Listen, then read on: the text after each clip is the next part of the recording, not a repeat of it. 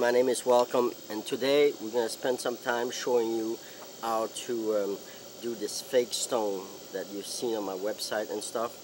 So it's to go over already some concrete sidewalk that it's already cracked. We're just going to cover it with some fake stone. Let me show you what we have to do. So here's what we're doing. We have two kind of cement here. We have a regular mortar mix, the cement that we use, that people use to put between bricks, to put bricks together, that we put some black dye in it. And we have some thin set.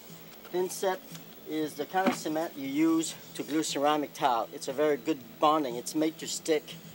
It's glue, but a cement glue. The reason I'm using thin set, and I'm going to apply it before, is that the old concrete foundation, you see a big crack over here? It stopped moving. You know, this moved in the last 80 years. It's not moving anymore. Instead of jackhammer everything out and pouring a new foundation, a new slab that's going to crack again, we're just going to use this as our sub base. I'm putting some thin set on it, and while the thin set is still wet, then I put the mortar mix. So now I know by doing this that the new cement, the cement here, mortar mix, is sticking very good to the old one because of the thin set. You see me like squaring the edge, and Steve is going around and he's making the edge square like this. The purpose of that is that we need some kind of sharp edge, because tomorrow, once we're going to come in and fill all the grout line, we want something for the grout to stick to. So we're putting 1 bottle of liquid color per bucket, a full bucket of cement. We're putting black. Then, so it's consistent. Each bucket is a full bottle of color, so we know it's consistent. So we're using, just to add some color on the black stone, we took some of the brown liquid cement color, made a little hole, and we just dropping a few drops because it's so concentrated, and then just tap it in and move it around on the stone. After this dried just enough, it's just hard enough now, so we use the edge of the trowel here and we just kind of scrape the high point. All the ridges, whatever ridge we have left, we scrape them a little bit, and then we're using a soft broom here.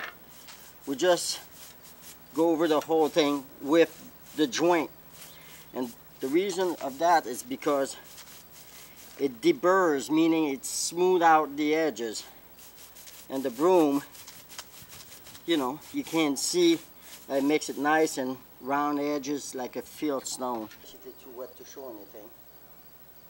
If you want to do some close-up.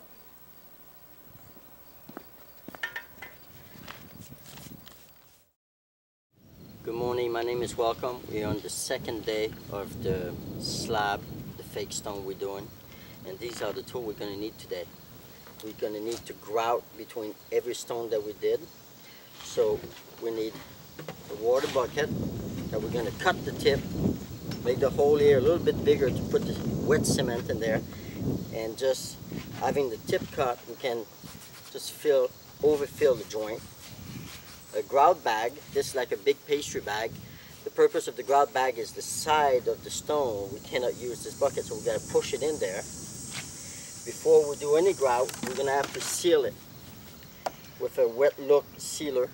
Alright, and the reason we're sealing it, it's because if we forget that step and we start grouting, the grout is going to go on top of the stone, the fake stone, and it's going to stick to it, and we won't be able to wash it. I try not to put too much between, so you try, obviously some of it's going to go between the joint because you can't control that too much, but you try to keep it away from where the joint's going to be. And this acid brush here is used to kind of clean after you'll see me after we pour the grout between the stone. I'm using this brush to antique the grout that we put in to make it look nice and old. Clean bucket, because if you don't have a clean bucket and there's like some residue inside from previous cement mixture, it's going to get stuck in there, and especially in here, and you're going to get aggravated. So get a clean bucket for the grout. Before we start putting the sealer, we decided to put some more color to give it more life. So we're just going to wet the stone a little bit first, because if we put the color straight up, it's going to go straight in. So we wet it, put a little dab on our brush, rub it on, and that's it.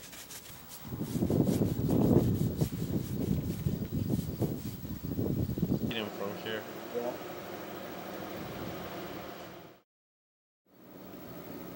Good morning, my name is Welcome. This is the third day of the job, and today the only thing we had to do is to do a final sealer on top of the whole thing, including the stone and the grout. Okay, I hope you like this project. It was a simple thing. Anybody can do this. It's not difficult at all. It's just the knowledge how to do it. This could be done outside, inside. If you got a fireplace that's got like a old brick and you're sick of looking at the brick, you can go straight over the brick. You can go over wood, plywood, using the thin set inside the house, and you get a plywood wall next to your fireplace. Put the thin set and you do this on the wall. It'll look fantastic. I hope you enjoy our little project together, and we'll show you more later.